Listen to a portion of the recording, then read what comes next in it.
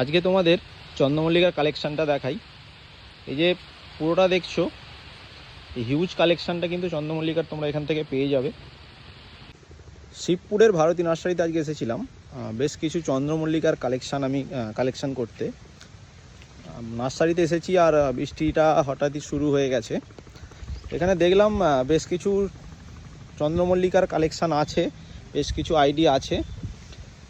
তো দাম দর আমি করছিলাম, কিন্তু বিষয়টা হয়ে গেছে যে নার্সারির মালিক সে না থাকার জন্য আজকে চন্দ্রমল্লিকাগুলো আমি নিয়ে যেতে পারছি না। তো আসবো অন্যদিন, সেদিনই নিয়ে যাব। আর এই সময় আমি একটা চালার ভিতর দাঁড়িয়ে আছি। এখানে কিন্তু বেশ কিছু চন্দ্রমল্লিকার কালেকশান আছে, প্রায় 3 থেকে 4 রকম কালেকশান তোমাদেরকে দেখাবো। কালেকশানগুলো পিপি প্যাকেটে কিন্তু সব রকম কালেকশান আলাদা আলাদা করা আছে। এগুলো সমস্ত রকমই একটা কালার, এখানে একটা কালার আর এখানে একটা কালার কিন্তু করা আছে। তো ওনারা আইডিগুলো বলতে পারলো না, তবে এখানে 4 রকম কালার কিন্তু ওরা মেনশন করে রেখেছে।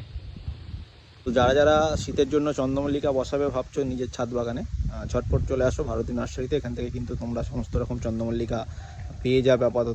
আপাতত চন্দ্রমল্লিকার কালেকশানটাই এখানে অনেক আছে। শীতের আর কোনো ফুল কিন্তু এখন গাছ কিন্তু এখনও রেডি হয়নি। তো রেডি হলেই কিন্তু তোমাদের কাছে আপডেট আমি নিয়ে আসবো।